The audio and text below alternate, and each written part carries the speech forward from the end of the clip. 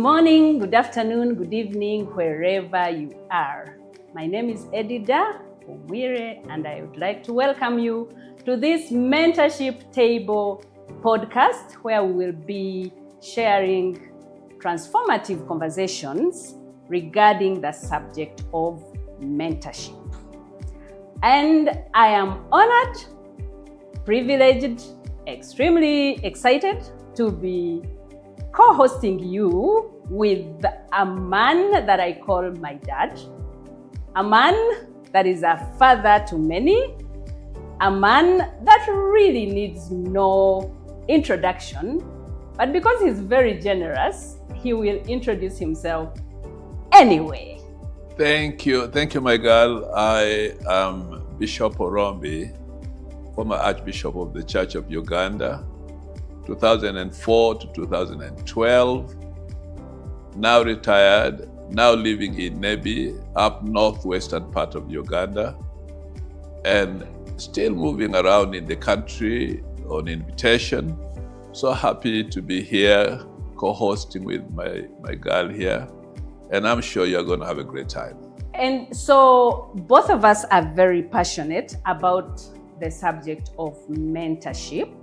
And that is because we have indeed benefited from mentorship as individuals from the start, and also have had the privilege of mentoring other people. And that's really why we have created this platform, so that we can talk about mentorship and encourage you and interest you to be able to take mentorship on as a responsibility. Because of that, we see the gap. The gap in mentorship is obvious now, in that there is a disconnect between this generation and the upcoming generation, which I think will be a loss for our humanity as well as our country here. And our burden is that what we are, what you have learned, you should not miss. And once you pay attention, definitely some of the things that we want to pass on to you, you'll get them. Wow. So honestly, it is such a, as you say, such a loss if the young people end up not picking the lessons and the values that the older already have. There is a saying in my language, which I won't say in my language, I'll just translate to you, but it's that the Banyankore had medicines, but they died with them. Correct. They had a lot of cures, but they died with them. Correct. And now we are struggling with all these diseases because they did not pass them on, the cures they had, to the younger generation. It goes for everything else. Yeah. The lessons that the older and wiser have learned, if they don't pass them on, then the young people struggle completely. Whether it is in career, whether it is in relationships, in marriage, in raising children, in health and wellness, anything and anywhere. There is someone who has walked the journey before you, and whom, if you are keen and willing to learn, you will be able to pick a lesson that is going to take you to the next level. I agree, because there are things we already in our DNA inherited from the ones who have lived before us. They're invisible, but they make your identity. So when that connection has already been in you, whether it is because of your tribe, because of your family, there are other things you don't want to lose. Because if you lose them, you lose your identity. And because of who we are and what we have been from, where our ancestors came from, we would not want this generation to lose what has been built up for generations past, because we expect to continue. And our next generation, you are the one who is we're going to hold the baton. You are the one who will run and pass it on to your children. So if you can't hold the baton, your children will suffer. And we don't want your children to suffer. And I think that's our concern. Let what we have picked through our DNA, for one, should also be carried through by what you have learned in practice. And we are not selfish, are we? We want you to have what we have because it worked for us. It can work for you as well. Thank you. We are not selfish. Did you get that? We are not selfish. We want what has worked for us to work for you. And right from the beginning, from the Bible time, we see people that have walked with mentors become great men and great women. We see mentors helping people to align with their destiny, right? Yes. Now, can you throw more light on that? I do want to look at a character that we know very well. Yes. Abraham was a character. And Abraham wanted an heir. Took him time to get one. God gave him a promise, but God fulfilled that promise in his son Isaac. Now, Isaac was a unique connection between the tribe that followed afterwards. Because in him alone, you had these two kids who came up, Esau and Jacob, and the blessing that God gave Abraham through his son Isaac fell on Jacob. Now you see Jacob now having all these we call patriarchs or the fathers. Yes. You can see the multiplication, but even then, these fathers will come up to make a tribe, and they're called Israel. Now, that is a long story with a present evidence.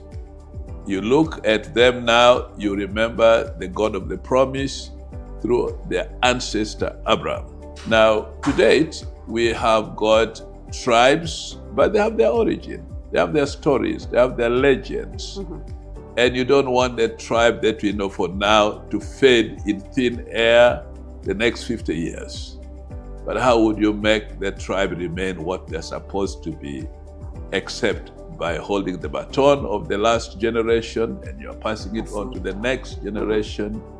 There may be changes here and there, but the original core characteristic will remain. And so what the Bible teaches us is one thing, what our culture also teaches us is another, and all that is to preserve humanity, to preserve who we are, our identity, what you're supposed to be, and I think that is so necessary. If we don't do it now, we do you disservice, our next generation. If we do it now, we can go to the grave with our conscience very clear. And I think that's what we want. We want to go to the grave with our conscience clear that what we are duty bound to do, we've done it. We've done it. We want to go to the grave empty. If you can. Oh yeah, sure. You will regret when on the other side you discover, I didn't teach my kids this thing. I didn't teach these young people this thing. I didn't teach that. If there are regrets on the other side of life, we will suffer from it, but we don't want to suffer there. No. And from what you say, I also remember the mentorship relationship between Elijah and Elisha. It's very inspirational. But what I get is that there are willing parties on both ends. Oh, yeah. There is a willing mentor. There's also a willing mentee. Correct. Yeah. So Elijah is working with Elisha, but Elisha is also holding on to Elijah. Yeah. In fact, he stated clearly when Elijah asked, said, I want a double portion of your spirit. Correct. So he saw something in Elijah. He saw something that he wanted. He identified it and he pasted on him and he did not allow himself to live or to be distracted. So he knew what he wanted and he went after it until he got it. And of course, as the story goes, he was able to see Elijah going to heaven and got hold of the cloak, and then the power that was in Elijah really lived in Elisha, and he was able to do the same miracles. And so that tells me that for you to benefit from the mentorship relationship, you have to be willing. You have to. You have to be teachable. You have to be to be also to have a goal. Like, what do you actually want? Elisha wanted the double portion of Elijah's spirit. He had seen it, and that's what he wanted. So now, for you as a mentee, What do you actually want? Because if you're just there in someone's space, you have no goal, you don't know what you want, you're not pursuing anything, someone is not going to do it for you. No. You're going to have to do it for yourself. Honestly, no one can drink your water and then you become healthy. You know, even if you have a mentor, you're going to have to do the work. The work is done by you. The mentor is going to help you and push you in the right direction. And that is when the relationship will be healthy. That is when you are going to benefit the most. Yeah. Yes. And I believe as you benefit the most from the mentoring relationship, the mentor also benefits, right? Yeah, actually, if you don't know Elisha and Elijah's story, let me bring you to what you're familiar with. Both of us are teachers. We have been teachers before. Me and you? Yes, yes. I only taught for 4 years and I resigned. But I've been a teacher ever since. In the setting of a classroom, you have 20, 30, 40 children. Yes. One teacher. Let's take what we know. Why after 1 year or 1 semester or 1 term, some of these children who have the same teacher, they have the same materials, will pass and others fail? What's happening here? The question of teachability. Yeah. The question of paying attention. The question of being interested in your subject. I noticed as a little kid, I wasn't a lover of mathematics. So I hated both the subject and actually I hated the teacher as well as the subject, and I failed it. I failed it. So you find the necessity of a teacher and a student, a teacher and a pupil agreeing. This one is agreeing to impart, that one is agreeing to accept, and the whole interest will carry you forward to the next class. So the more you love a teacher of a particular subject, the more you excel in the subject because your interest is up. So when you are a mentee and somebody becomes your mentor, I am sure you are not forced. You have made a choice. I want to follow so-and-so. I love this so-and-so's work. I love what they do. What that interest is will take you much further than the person. For instance, if you stand on my shoulders in height, you're definitely going to be taller than me. Yes, you'll be taller than me. So the question is, will you be willing to climb on my shoulders? And will I be willing to allow you to climb on my shoulders? Yes. That's where the relationship is. And that's when it becomes very impactful and successful. So in short, mentorship is about a willing mentor who is willing to hold your hand and help you align with your destiny, with your goals in any area of life that you want to grow in. Correct. And it's about a willing mentor and a willing mentee coming together and walking the journey together. True. Now, does the mentor have to be perfect in everything, in everywhere? You don't get them. Perfect ones are not around on earth. I think so. But if you have a mentor, you're looking for something you admire in that mentor. Yeah. And you want to make it your own, which is good. And this thing has a limitation. So you will get a mentor from whom you are going to pick something. You'll get another mentor from which you'll pick another thing. You'll get another mentor because you are on a journey. Take for instance, you are in a class 1 and you're only 5, 6 years of age. You have up to primary 7 or thereabout. You're 12, you're 13. You're growing, and the mentor which started with you when you are 6 definitely may not be there when you're 20. Along the way, you're going to pick yourself other mentors because your needs are different, your desires have changed, your demands are different. So you're looking for something you admire in a mentor. Yes. And if you're looking for perfection, you're not going to get it. But if I were looking for something in Edidah will meet a need I have at the time. There come a time when my need may never be met by her. So I'm going to get somebody else to meet my need. I'll get somebody. So keep your eyes open when you're a mentee to glean the right kind of things from the kind of person you are interested in. And they will be there for you. Great. Something very powerful that you have raised. Therefore, there isn't anything like you have just one mentor. No, not in life. No. You can't say so and so is my mentor and that's it. Huh? Mm-hmm. It's not, you're not a prisoner to your mentor. No. You need to identify a mentor in an area where you're trying to grow, but they may not be able to guide you in a different area. No. Yeah. So if I've mentored engineers in the personal development space and all. But now, if they are going to ask me to mentor them on how to build a bridge, please don't get on that bridge. No. So they are going to look for another engineer, senior engineer, to mentor them, to guide them on how to grow themselves professionally. Yeah. So that's it. You're going to identify someone who will meet your growth need in a specific area, and when you know that they are not aligned to help you in this area, then you look for someone who is aligned for that specific area. The idea, though, is you are seeking somebody who knows something. Yes. You're not seeking for an amateur. And is that something they know, which you also want to have your heart and your life plugged into. If you set a table of a good meal for lunch, the same meal comes for supper, and the same meal comes for breakfast tomorrow, 2 days, 3 days, you will begin to hate the table. Variety in growth is what we need. And it is you choosing what you really need to meet the hunger of the time.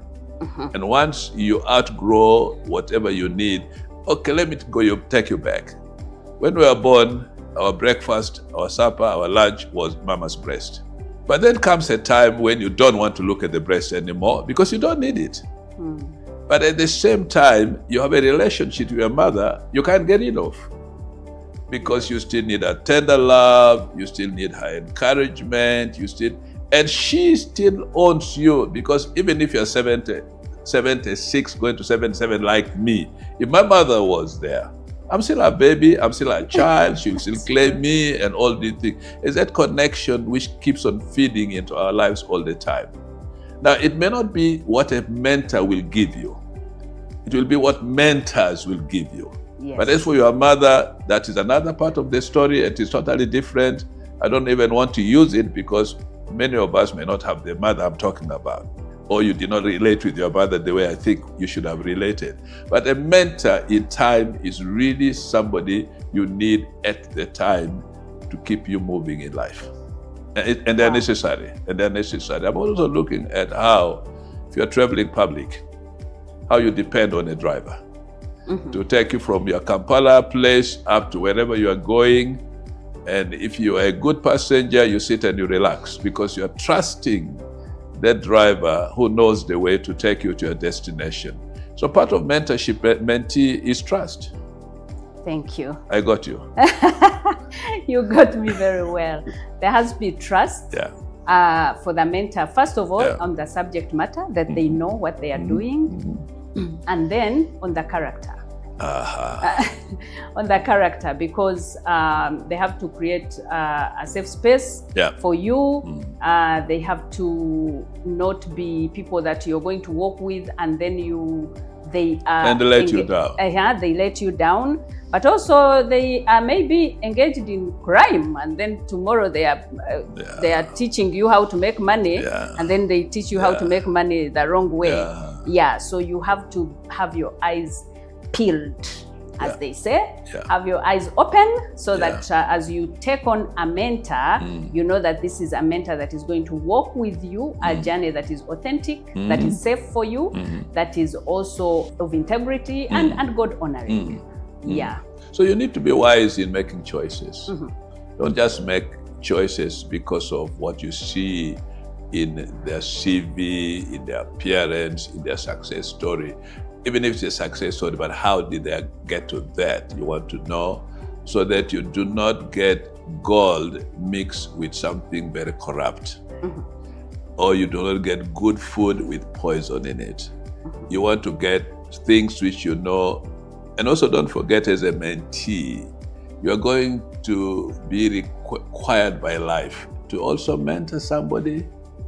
So the material you get from somebody who is your mentor should also last longer than the mentor you used, because you are going to pass it on.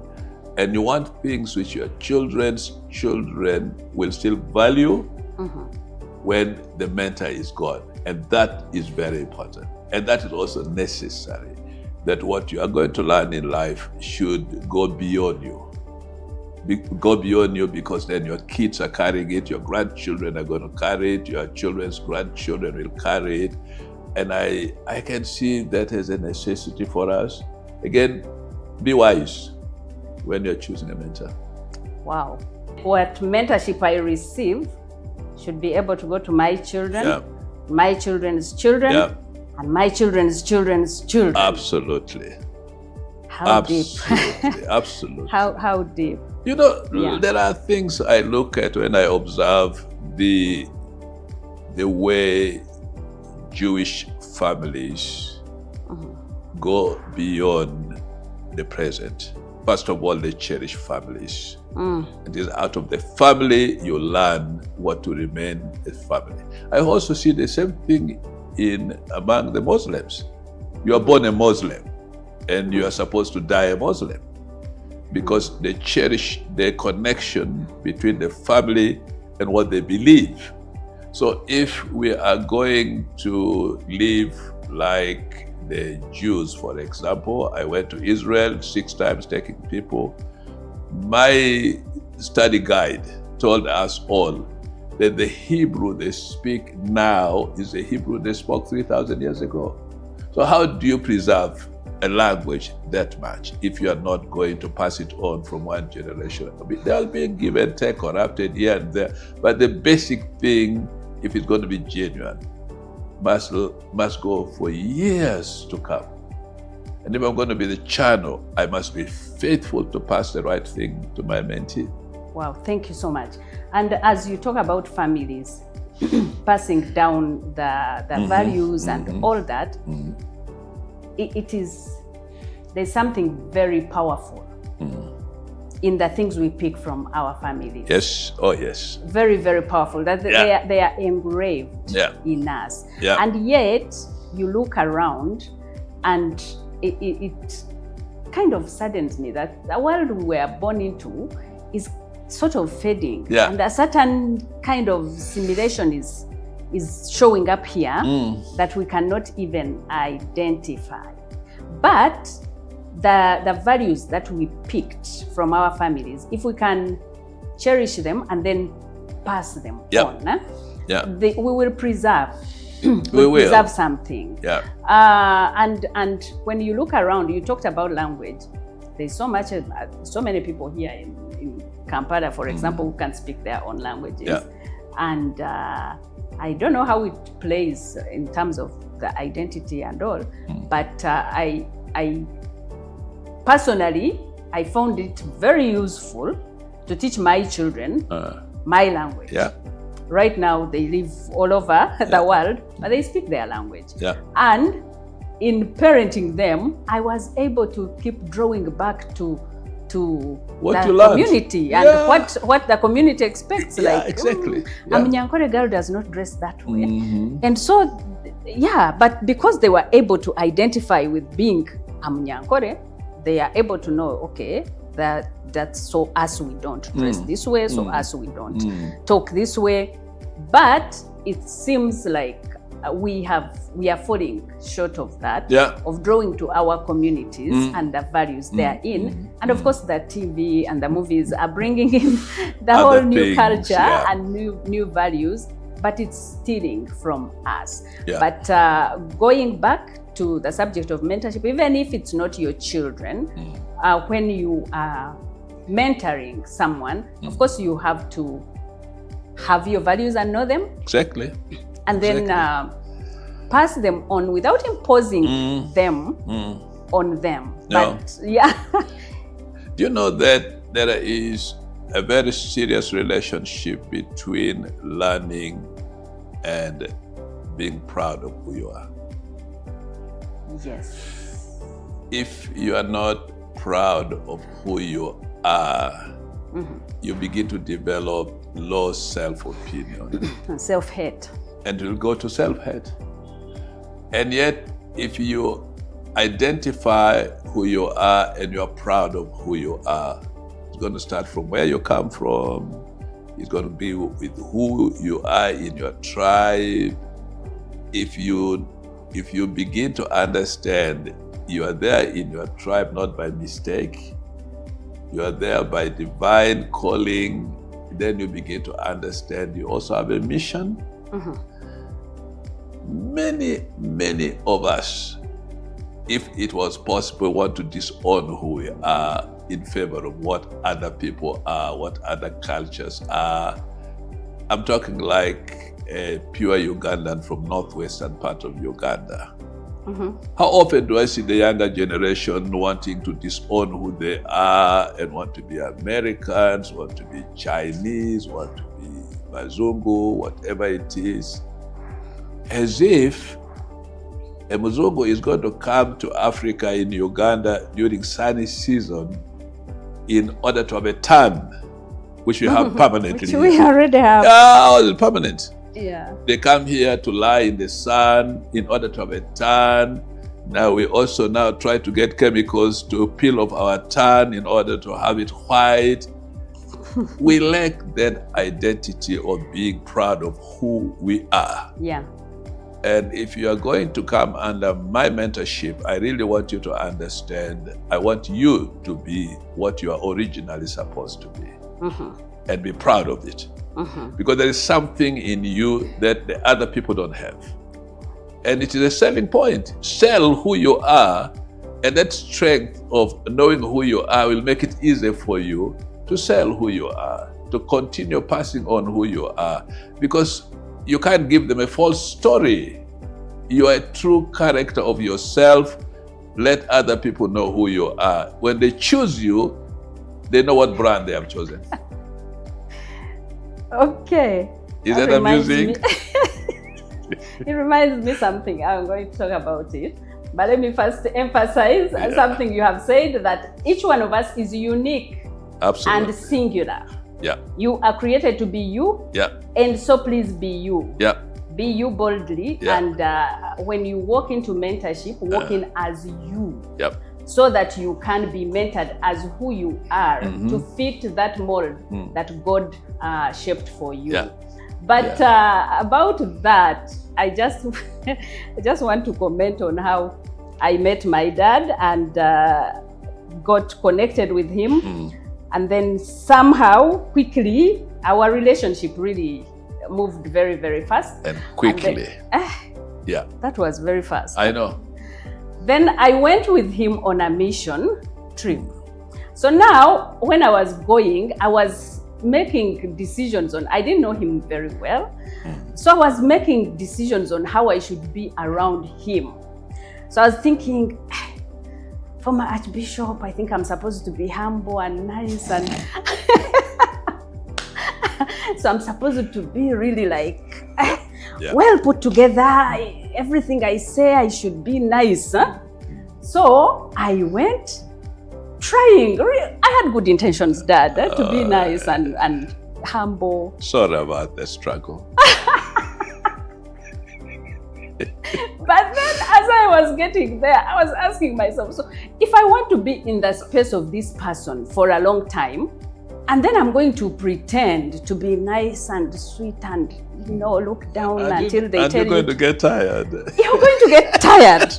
You're going to get tired, but also you will forget. Yeah. Yeah, you'll forget. So I told myself, okay, this is what I'm going to do. I'm just going to be myself. Yes. And then if he doesn't like being around me as myself, what's the worst that can happen? He will just reject me and that's it. And then I was myself, but I kept thinking, okay, I think I'm being too loud maybe, but well, I'm loud and that's it. And I kept assuring myself, he can't beat me. Like he won't get me and beat me, so I'm safe. So I was myself. Yeah. But out of being myself, now we are here. Connected. Now we are here. So you did not see the noise. No. You saw someone that can have something of value. Can fit in and will fit in with time, but the entry point was made. So being yourself is very, very important. Yeah. It's very key because honestly, you are good enough. Yeah. You are very worthwhile. Yeah. You are cherished by He who created all things, above all things. So why hide? Why try to be anyone else? Seek mentors that are going to enable you to walk into the crown, to fit into the crown that God has already given you. But don't try to become something that you really are not, because you are wonderfully and fearfully made. Yeah. Anyway, so there is nothing to run away from. Being comfortable in relationship with a mentor is like put on the right size of shoes that can help you walk the whole day without feeling pain. Sometimes, because you want to fit with the crowd, you only think this kind of pair of shoes can fit with that particular crowd. But the burden you are carrying is pain with you, and you're struggling. Your walking style is changing, not because you're adopting anything new, but because your shoes are not really fitting you. Now, if you try to be different in order to fit in, it's very exhausting, it's very painful. But if you are yourself, whether people will take you out of courtesy just to tolerate you, you'll discover it won't take long.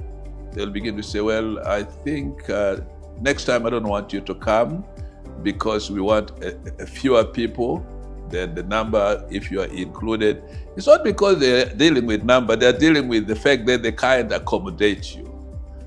But you can only let people know honestly who you are by being confident. They can either take you or reject you, which is okay. You may not fit in there. And that brings me to mentorship. There are people who will go with temperaments they can agree with.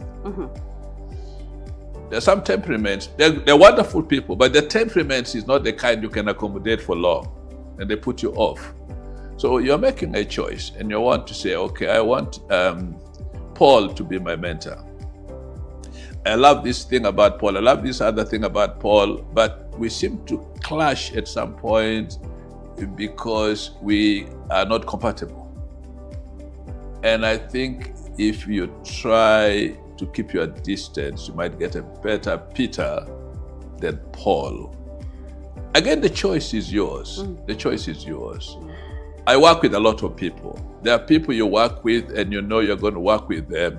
If you're given a lifetime experience, they'll kill you along the way because they're just difficult, full stop.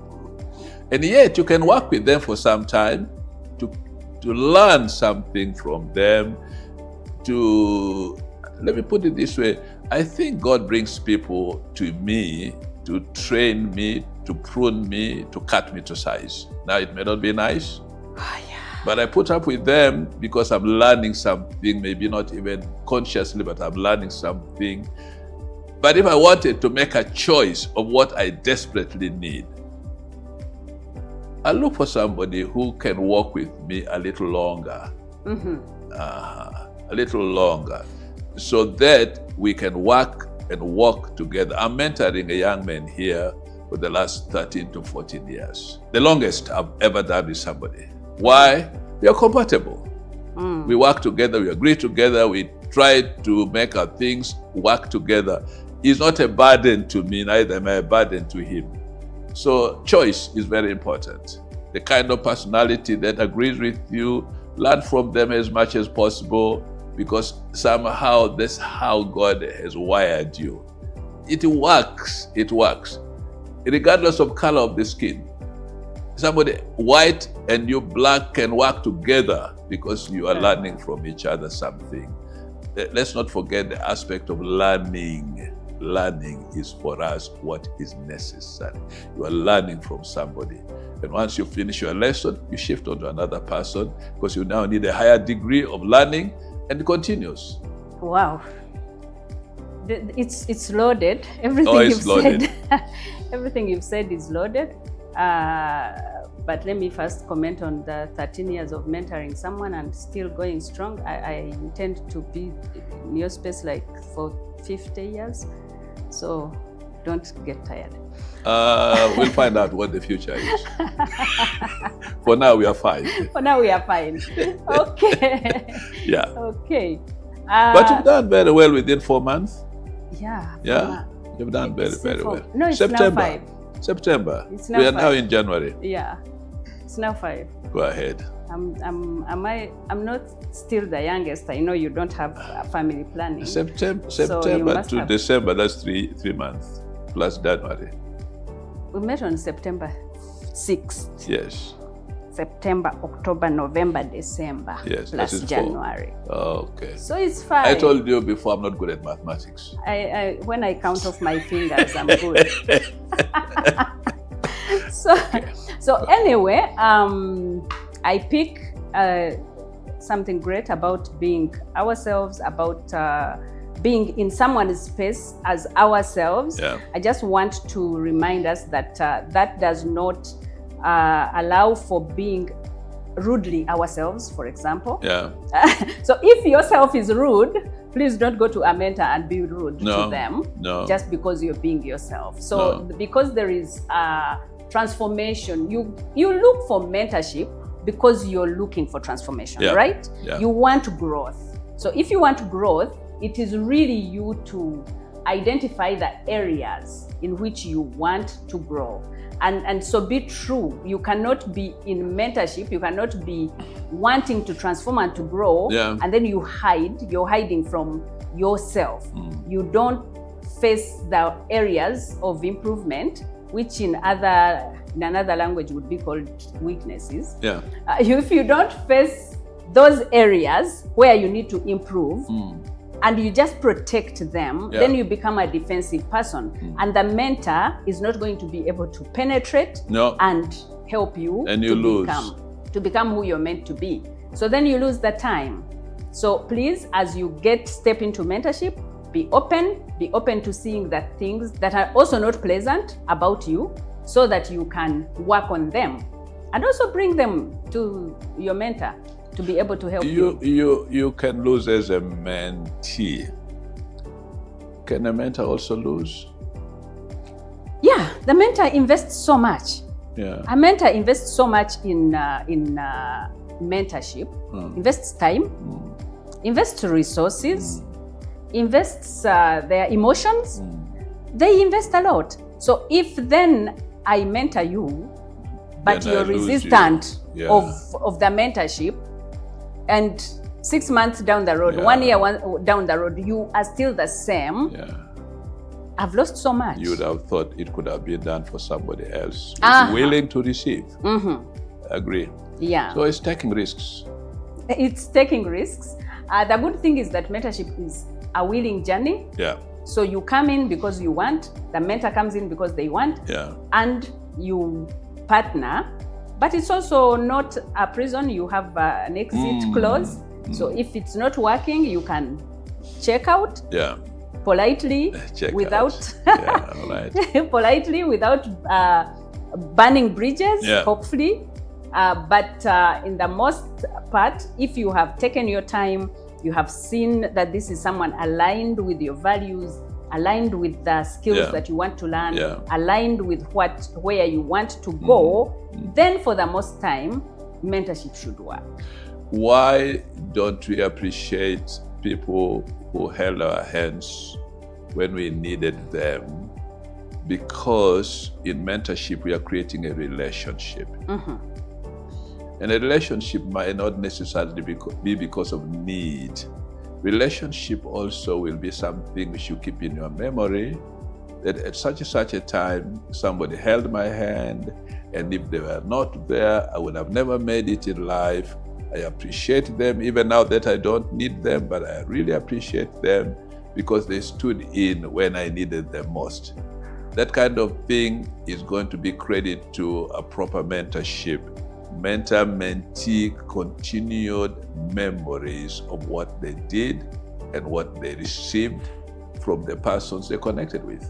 And that's so necessary for us in terms of relationship. Thank you, thank you.